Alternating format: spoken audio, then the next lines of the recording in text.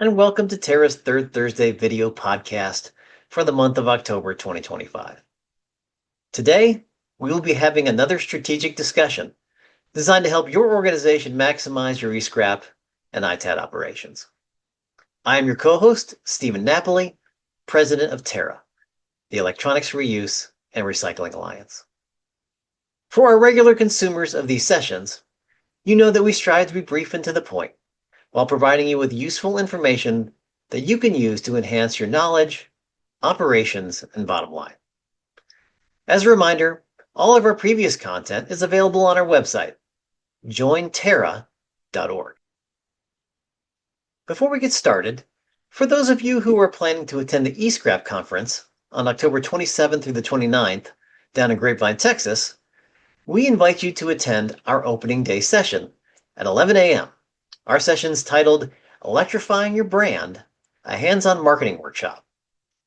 During this session, we will discuss how you can give your brand some personality and how to position your organization in the marketplace to effectively compete and win new business.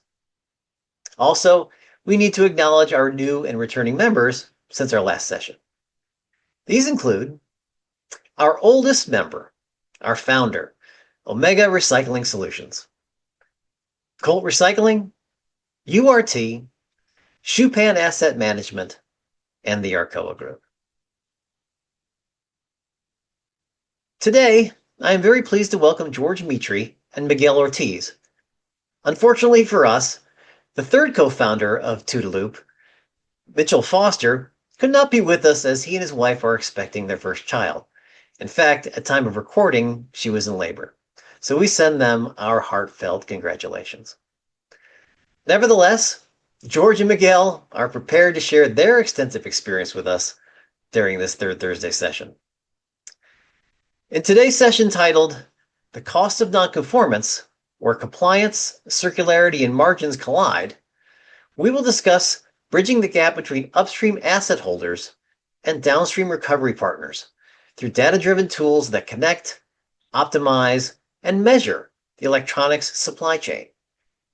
This is an important opportunity for our members to not only earn new customers, but use this technology to deepen their relationships with existing ones. So let's get started. Hold on 1 second. Oh my gosh, that was great. That was great.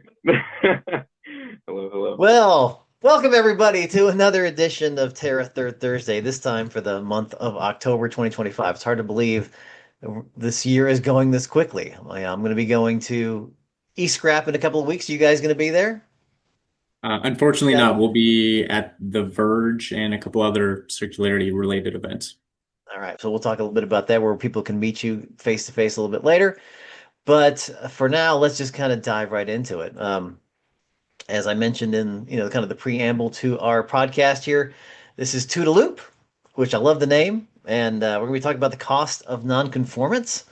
So I want to turn it over to these guys, George and Miguel, and let them kind of introduce themselves, as well as just kind of tell a little bit about Toodaloop, and we will get started with the content. So go ahead, George. Awesome. George Mitri, one of the co-founders and CEO of Toodaloop. We are focused on the back-end supply chain. Like many people within the circular economy, our perspective comes from the data compliance, the true cost of nonconformance. You've got the natural byproduct of innovation and a lot of organizations really pushing the envelope and creating new products, new hardware solutions. And we're looking at things beyond the boards, cords, and power supplies. Mm-hmm. Excellent. And Miguel? Hello. I'm Miguel and co-founder and CTO of Toodaloop. So my role here is to emphasize the connectivity of the supply chain of what we're currently working on. So while we're trying to connect the upstream and downstream partners between both systems, both utilizing their ERP system and their PLM, tying those both together to really showcase and highlight the operational insights of the back-end supply chain. But yeah, thank you for having us today and looking forward to the discussion. Well, great. Yeah, and let's get into that. I think data has been a problem in our industry for the longest time. I mean, everything has been siloed for years, and still people are using, spreadsheets to keep up with information. There's really no intelligence shared about what's coming in versus what's going out. So what did you guys, what was your impression of the marketplace when you got into this space, and kind of what was your goal? What do you see as the vision of what your software and what your company's all about? Yeah. So when we came into it, we came in with like just a fresh slate, open eyes, just trying to soak it all in. And what we quickly learned was that you've got multi-million dollar companies running on Excel and QuickBooks. It's an industry standard. If Hmm. it isn't broken, don't fix it. And I can, at the very least, understand the reasoning behind it. But we're coming from careers where we were within the upstream, where you have systems that are all interconnected. We see the value in data transparency. Just like at one point, people were wary of utilizing ERP systems because the information you're putting into it could potentially leak to someone else, similar with PLM systems. At one point, they had that same fear. The way we approach it is becoming that neutral infrastructure provider where everyone's focused on their own operations. Well, how many hours are you spending wrangling data together from different organizations, different upstream partners, downstream partners, just to maintain something as simple as like a extended producer responsibility Right. compliant, right? It really drove that aspect. And what we quickly learned is that the recycling value chain or your back end or downstream suppliers, they have so much valuable information that they already kind of feed upstream when asked. But how much time does that take? And how much time is their direct customers, your large OEMs, your manufacturers that are decommissioning assets? How much are they spending to somehow gather all that information from different sources? And what we quickly realized was it's about 4,000 hours every year is what they're spending time-wise. And I usually carry this coin. It seems any podcast where I go to reach into a pocket to grab this coin, it's not there. But it said time is the only currency. Yeah. And I stand by it. I'm a big watch guy, so like my time is my currency. It's the only thing I have that, it's finite. And I see that as the same instance for like looking at global materials. There's a finite amount. How do you maximize what you have? And that's where we started looking at the data from an urban mining perspective and focusing on how to connect the various systems, the disconnected and siloed data sets. And that's where Miguel and the rest of the team have been like killing it in terms of figuring out how to make use of the unusable and finding different ways to import data that most organizations are spending thousands of hours trying to collect and automating a lot of that initial compliance. So allowing them to focus on what they're really good at. And that's reclaiming materials, whether it's top level assemblies, components, raw materials, because the rest of it it's noise. Right. And you minimize the noise, you create a better and more efficient circular economy. And so in that circularity, are these OEMs, I mean, obviously they've got their compliance that they're dealing with, but is there a larger goal that they're asking that you're seeing? Is it, do they want to, I'm a power drill manufacturer, I want to turn yesterday's power drill into today's power drill. What's pushing this, kind of desire to get all this data together in one house? It's designed with intent is what's driving it. Extended producer responsibility was the little gas to get the fire going and force them down this path. It's a path that the industry's been trying to go down for years. From my own days designing and developing systems and products, there was always a need and a desire to produce the next generation with components and or upcycled parts or similar to from something else.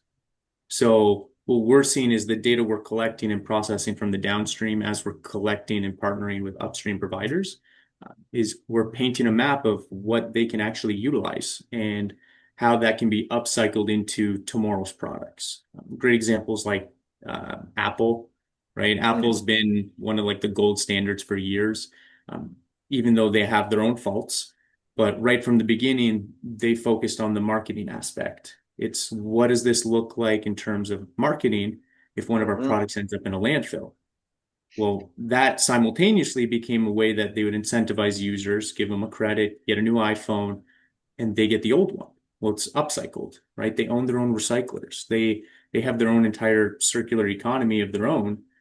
Well, how do you expand this just from one organization who's been doing this from almost the get-go to other organizations, especially with we were doing a lot of data farming, trying to gather as many statistics as possible this last couple of weeks. And something we've learned is that over the past 5 to 7 years, there's 30,000 global organizations that have transitioned one of their product offerings from a mechanical offering or a manual offering, something as simple as like a soap dispenser, Hmm. to something automated. And a lot of that driving factor was COVID. So something we didn't even Yeah. think about is now you've got an entire new value stream of product offerings that have never even hit end of life, and they're about to. So we've really focused in on how do you now add value to a lot of those organizations that are about to hit end of life, and we're not talking 1 or 2 million, we're talking hundreds of millions of products globally that were driven by something that seems like a lifetime ago now, Hmm. but all those products are about to hit their 8 year life cycle point, and we're about to see those statistics of these like 80 million kilograms by 2030 was the projection. Between all these new end of life products we've missed in that calculation and all of the AI infrastructure that keeps going in, we're going to have a much bigger problem than we foresee. Yeah, I think you're right. That Internet of Things is now starting to age. Yeah. It was when it's no longer novel, and yeah, the products, the wearables, everything that's come out in the last several years is, yeah, definitely going to need a new way of recovery and recycling and reusing. Right. Um, yeah, that's fascinating. So, where do you see, it's interesting that you mentioned Apple because you've got there a brand that, as you mentioned, got the marketing idea behind it right off the jump. That Yeah. if you integrate that messaging into your brand, into your ethos, it just strengthens your brand. Yes. Um, so many other companies, I think, are behind that and still behind that way of thinking. It's hard to believe that, an example as big and bright and as successful as Apple doesn't get, mimicked more frequently.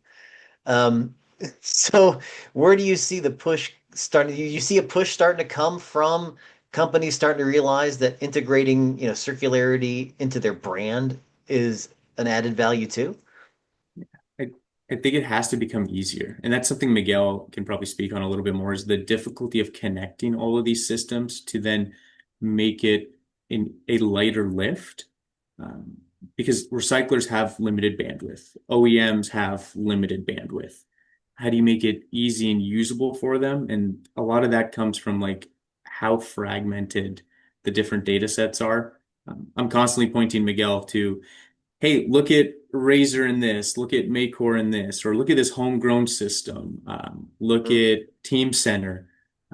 But I'll let him chime in on like the difficulties from a data perspective.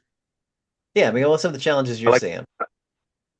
I'd like to start off, I guess, with a response to the initial question of organizations that are seeing, I guess, a shift or a change in their marketing.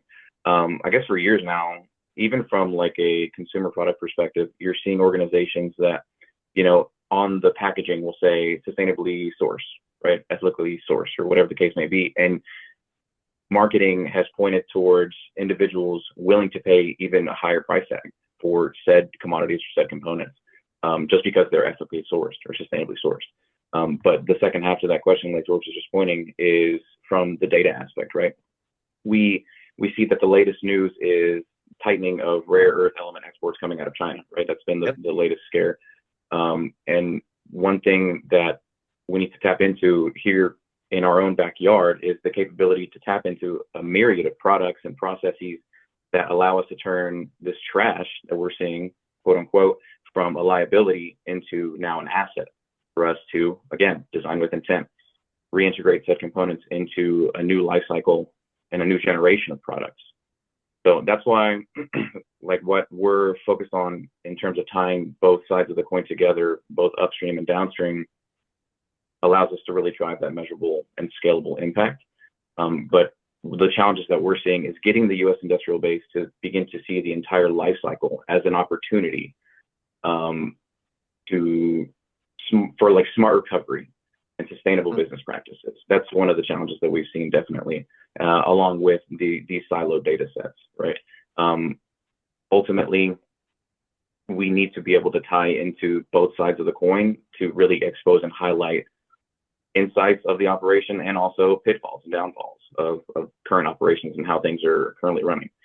As a whole, the industry hasn't changed a whole lot, right? And within 50 years or 40 years, there's not a lot of innovation other than when it is, I hate to put it this way, other than when it's forced, right? From the OEM. Hey, you guys to comply by this, X, Y, Z, A, B, C. But we really need to, just as a whole nation, begin to see our own backyard as a real opportunity, especially as we begin to see these news outlets expose some of the topics going around the world currently. Yeah, I think you've got a lot of things that make it difficult, especially here domestically. Is that one, Right. we're just an enormous country. From sea to shining sea is a very long way, and the efficient collection and logistics of moving material around to the places that it needs to get to quickly and efficiently is a challenge. But Right. unless you know what's out there and where it is first, you can't even begin to tackle that.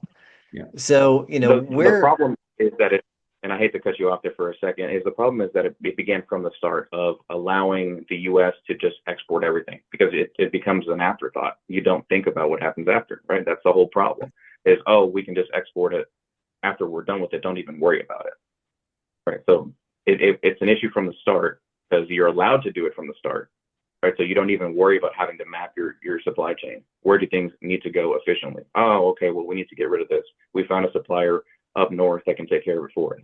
Well, that's the solution, quote unquote, to our problem, but we're not doing it efficiently or intelligently. Exactly.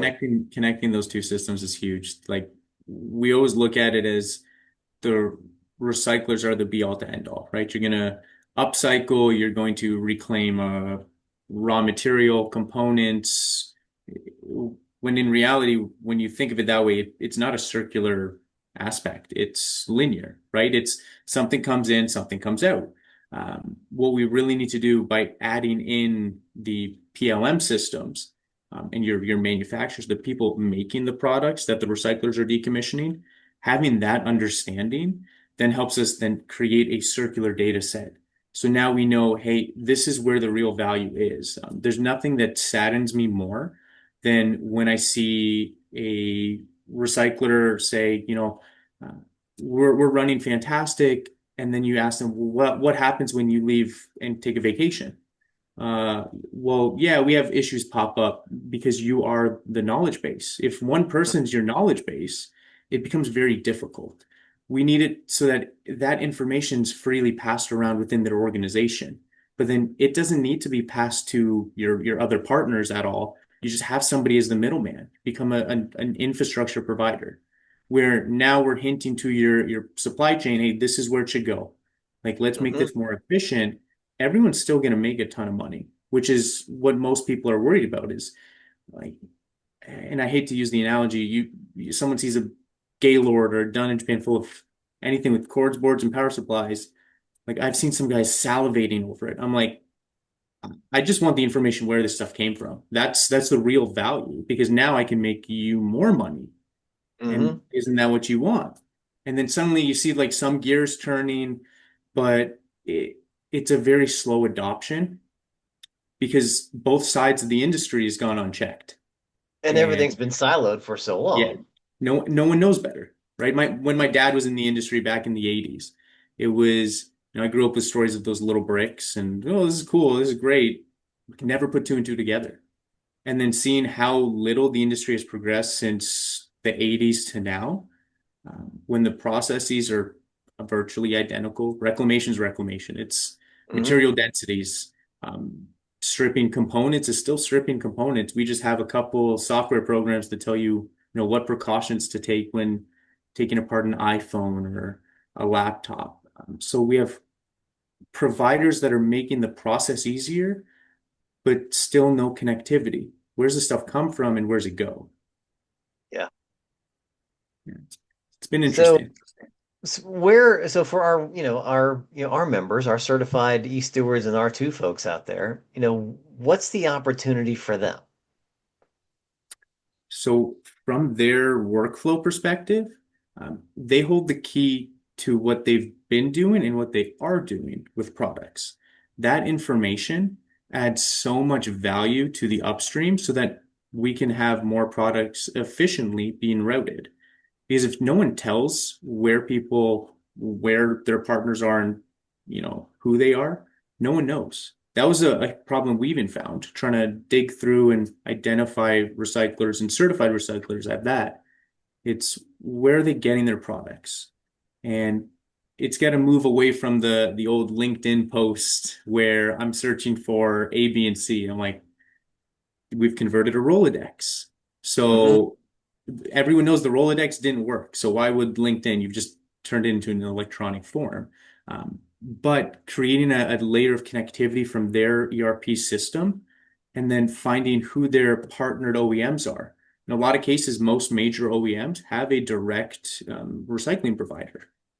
And being able to connect those two dots will create such a value added that neither the recycler is going to typically be willing to give access to an OEM that type of data, and an OEM isn't going to want to give access to their data, but you can always have a middleman that securely transacts all of that information and helps both ends of the spectrum. And that's really what we're positioning ourselves. We want to be in the middle because clearly there's a disconnect. There's always this Jeffrey Moore analogy for startups that you have to cross the chasm to enter this like new development growth. Hmm. When from the beginning, I looked at my co-founders at one point, I'm like, we're building literally in a data chasm because there's so much opportunity from both ends. But the problem is neither organizations talk to each other. And how are you going to make it easier for, the compliance folks at the large OEMs when they're spending $1.5 million a year on compliance? It starts tacking up. When you've Yeah. got huge recycling fines left and right, even if you mitigate the fine, you spent 20% just in legal fees just to avoid paying $100 million fine. So I'm like, they see costs as essentially bombarding them yearly. And the recycling partners are just focused on, we got these assets, we'll process them. And when there's a fault, it cascades up. And having that connectivity should prevent a lot of those non-conformances, add a level of transparency to the industry and to their own back-end supply chain. So there's less questions. It makes the auditing process easier. It makes material routing easier. And then we end up being a collaborator with everyone else. Because at the end of the day, it's a team effort. Hmm. Well, because you got to build yeah, you're the middleman. You got to build the bridge from both the recyclers and the OEMs and connect them together. And I guess Yes. the cheese that you're using for the OEMs is compliance, Yep. and the cheese you're using for the recyclers and the refurbishers is higher margins. Yeah. At the end of the day, the data is identical. It's what we process for one adds value to one and value to the other. And unfortunately, when you're only talking with one side of what's needed, it almost sounds like you're half baking a loaf of bread versus what you really need is both sides. Like, hey, you've got the flour, you've got the eggs, we've got the milk. Let's mix this together. And now we have something usable. But when one person's holding off one ingredient, it makes it a little more difficult. So showing that there's value in collaboration. Exactly. Yeah.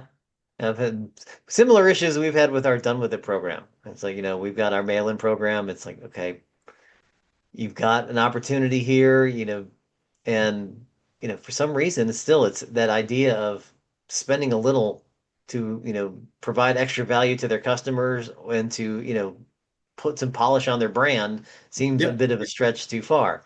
But they're willing to take the risk of non-compliance and getting hammered on the backside. It's like, Yeah. sometimes you just have to scratch your head. That's It's kind of sad because by avoiding in like a lot of cases, they bake in a lot of the extended producer responsibilities into their piece price as an OEM. Like I know I'm going to spend, let's say, $1 for every $100 of products with collection events or whatever it may be through my partner. Okay, hmm that's fine and dandy, except when you're passing it off, they're trying to pass it off to the consumers. And when you pass off to a consumer, everyone knows the consumer play is always very difficult.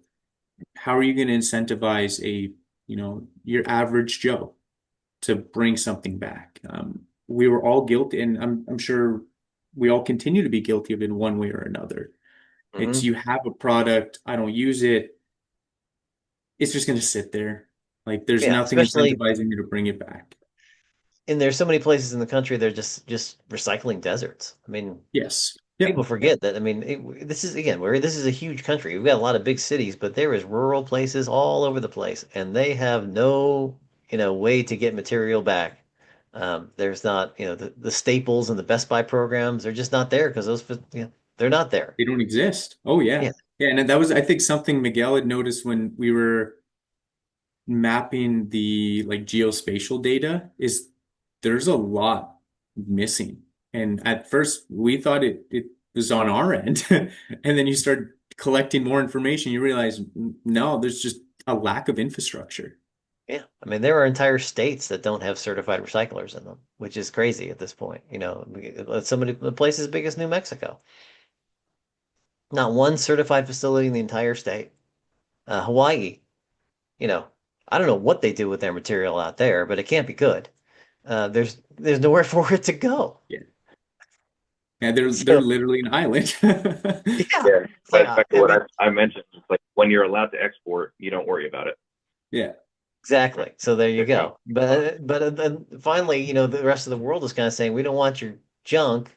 And the other bit of it is, as you mentioned, Miguel, with the um, you know rare earth elements and some of these other things that are difficult to come by. We're swimming in them if we can recycle them efficiently. Yeah.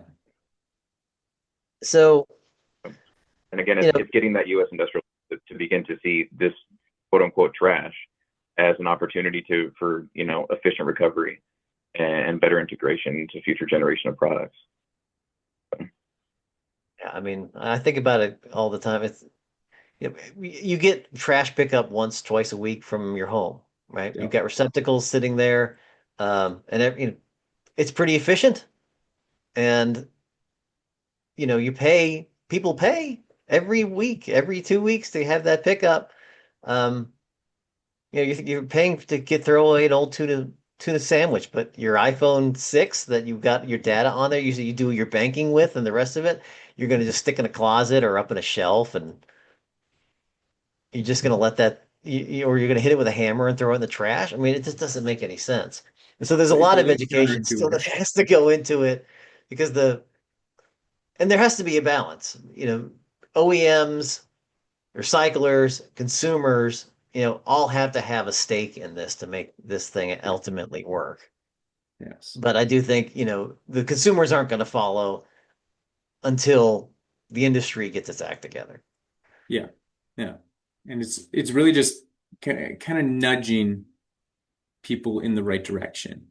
And that's a lot of why our approach was finding a way to connect so many of these fragmented data sets. Because if you make it difficult, you know, consumers and enterprises are the same. They're run by people.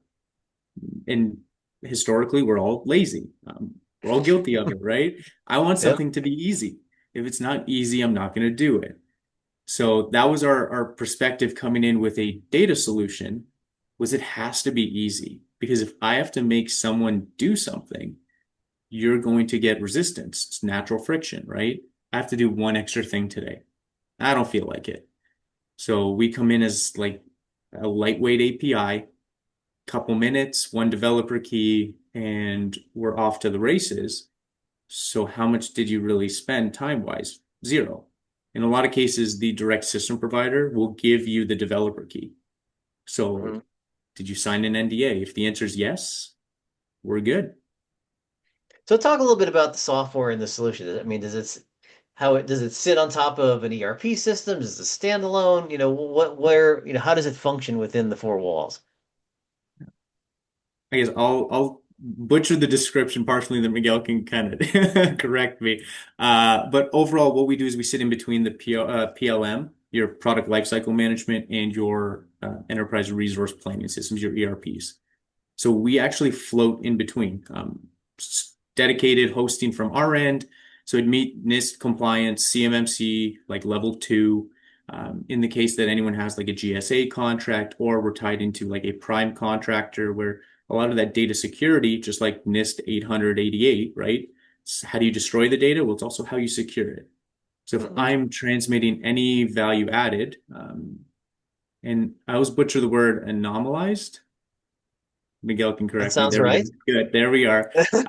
All of the customer data is essentially becomes scattered, so it's useless to anybody else. And we make sure everything's siloed. So that's where, if Mitchell was on the call, but unfortunately he's got a family matter, he would dive a little deeper into it. But the cybersecurity aspect of it all is massive because you have to maintain compliance systems. So we look at it as, your ITAD or recycler, whatever they may be. If they're following a government standard or a NIST standard, then Hmm. we have to take that as the baseline and then go one and above. So what we try to do is make sure that everything's as secure as possible so that there's no cross contamination, basically. But I'll let Miguel kind of dig a little deeper into like how. Yeah, sure. So at the end of the day, it is basically, and I love how George always gives the explanation or the example of the old projectors back in school, where you would just lay laminated sheets over top one another. Yeah. So that's essentially what we're doing with the data sets, right? We sit in the middle as that neutral provider. We then tap into both sides of the coin, right? We tap into both sides of the coin via both of their systems, and then we begin to normalize, well, ingest, normalize, and then enrich that data. So we'll be able to see how the system perceives or sees all of said commodities or inputs that it's receiving into the system, normalize it, ingest it into our system, begin to enrich it, and then extract or export certain insights or data sets that are applicable to said customer. Yeah. The easiest thing is the projector sheets. Each sheet is a different aspect, right? It's, one sheet might be from your ERP system, another sheet's from the PLM system. Separate, they're Hmm. useless. Together, there's value added in it, and it's creating that connectivity. It's, layering one piece after the other, and now you have this beautiful image, but as soon as I pull one out, your data's useless. And that's the way we see adding a layer of security to everything we're building, is that together we can see there's value because we're identifying those unique insights that most people overlook. When you're looking at things just from a cords, boards, and power supplies, or from a producing the next iPhone, you don't Hmm. care what happens in between. We're looking at what value. Is it geospatial? Is it organizational? Does it dive deeper into specific components? Is it compliance related? There's a million different ways to make either. I always go back to like the baking aspect because the ingredients for making pasta, bread, muffins, foundationally, they're the same. Yeah. So what we're doing is, interchanging that. What do you want? What's going to add value to you? We'll mix it up. And from there, that's where a lot of that automation comes in. And we're at a point, technologically speaking, when we look at society, that we can process vast amount of data and connect so many systems in a way that historically, even just the past 5 years, we haven't been able to. So yeah, with that, any type of machine learning or AI that's kind of built into your system, can you talk a little bit about that? I guess I'll touch on it. A lot of machine learning, in the sense that if you want to automate the process, you want to create a training set initially. That's where Miguel's gotten very, very quick at, identifying, hey, this is the type of information we're looking at. And from the training perspective, we look at it as like I have a ISO and IATF background. Mitchell comes from NIST. Miguel comes from workflow management. So when each one of us has a piece of that puzzle, you can imagine what we're building and training off of is a giant Excel sheet. That giant Excel sheet showing one is what happens, the workflow. The next one is the compliance aspect. And then what's the result is what are you trying to automate? And what is whether it's NIST, R2, extended producer responsibility, what are you trying to extract out of it? If it's Mhm. something specific, then we'll find a way to automate the majority of it so that you can focus on your larger tasks, which is going to vary based on organization, but very machine learning heavy.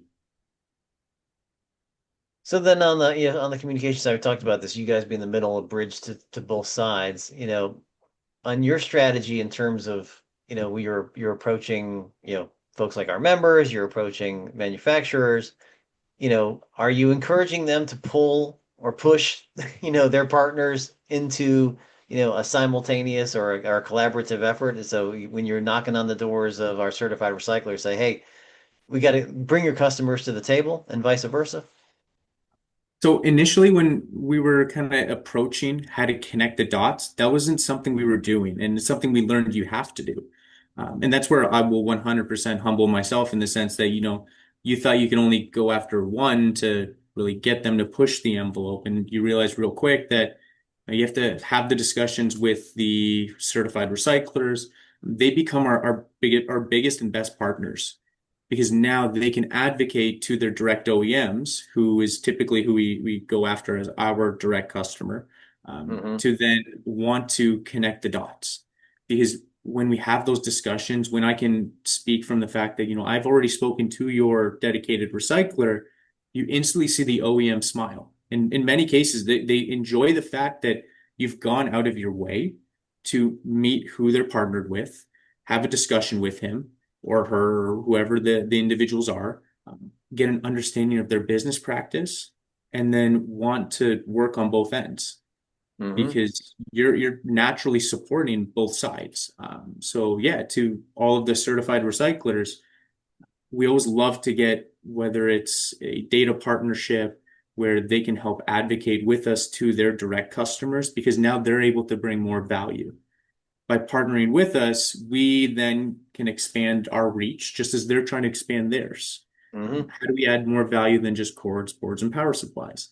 Now you're adding in a layer of compliance, which then helps organizations like TERRA, SERI, Rios, help to build that back end infrastructure and a level of like compliance and a need to want to be compliant because there's nothing more saddening than when a recycler walks away from any certifications and says, I'm just going to deal with uncertified bodies.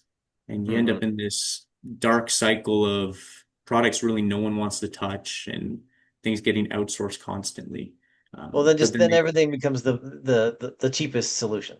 yes, yeah, Not even a solution, just the cheapest provider. And that's correct, what I correct, think, you're kind of helping do is I don't think any of our members want to be thought of as just a service provider. They want to correct. be thought of as solutions provider, and being able to get your tentacles deeper into a customer and show them that you are looking forward and looking forward for Yep, them is a great way to make sure that bake in that relationship with a customer for a long period of time. And yes, so yeah. I think Embedded for partnerships, yeah, for right? our It's members, it's that's reach out to you guys. You're a way to get stickier with their customers, a way to get better data to their customers, and a way to ultimately increase their bottom line by making their margins bigger. yep, yep. So it's a win-win-win for everybody, It especially really is. It really is because you know, you can add value. Anyone can add value in their own way, but how do you exponentially increase that value added year over year? Um, Coming from like the product aspect from our backgrounds, things get decommissioned faster than ever before. Innovation cycles are shorter and shorter. I remember when I got into the auto industry initially, a design and development cycle was like 4 years, 5 years. By the time I got out of that one segment, it cut down to two. Hmm. So if you're a 2 year development cycle, end of life used to be 15 years. End of life now is 10. So there's so many facets that are getting shorter, faster. When you look at consumer products, it's even worse. Some products are only good for a couple of years, and they're entering the back end. Yeah. So And as we it's mentioned in the interesting. beginning, all of these Internet of Things, all these new devices that came out in the last few years, Yeah, you're going to have to be innovative and bring, solutions to the OEMs to make money on these things. correct. Um, so, Yeah, the and whole having the whole new having ball game. partnerships. Yes, yeah. And that's where we see value added through our partnerships with certified recyclers, is that they're already having the conversations with so many OEMs. They have the contacts. They're already in discussions. Now you can approach them with, hey, we have this additional value added we can bring Mhm.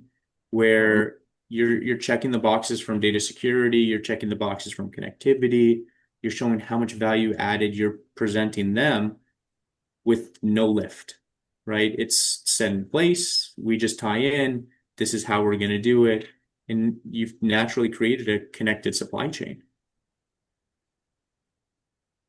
Excellent. Well, this has been a great discussion, guys. And kind of leaving this at a high point, kind of wrap this up. But I wanted to give you guys a moment to, again, just tell everybody where they might be able to see you in the next, 6 to 8 months, and on any trade shows you might be going or any business trips you might be making. And so, yeah, where y'all going to be? Where can people find you? So we'll actually be at Next Cycle, Michigan, which is the 21st, 22nd in East Lansing, in Michigan, if that wasn't a given. So we'll be there presenting to state and local representatives regarding our solution. We just finished their accelerator, so a big shout out to our mentors and advisors through there. Very thankful for the opportunity. And then at the end of the month, we will be at the Clean Tech Open. I think the 26th to What's that? 29th. That's new to me. What's the Clean Yeah. Tech It's the Open? 27th, I think 26th to the 29th, I believe. Yep. Yep. Um, So the Clean Tech Open is actually the world's largest or prominent. I Signation don't know card. what they're a clean tech accelerator focused on only clean technology. So recycling, clean energy, circular econ, our vertical to a T. Oh, So we had perfect. the opportunity to be selected as one of the companies to join their cohort earlier in the year. And we just graduated their cohort a couple weeks ago. And we've got their big showcase. And that showcase occurs right before the Verge starts. And that's And right at I'm the end of this sure, month. yep, right at the end of the month. So we'll be at the CTO Global Forum in San Jose, and then at the Verge right after. Excellent. Yeah. Well, great guys. Really appreciate this. Yeah, I think you got some, doing some interesting things in this space that are well overdue. And I'm going to wish you all the best of luck. And you guys are a new allied member, so we appreciate that.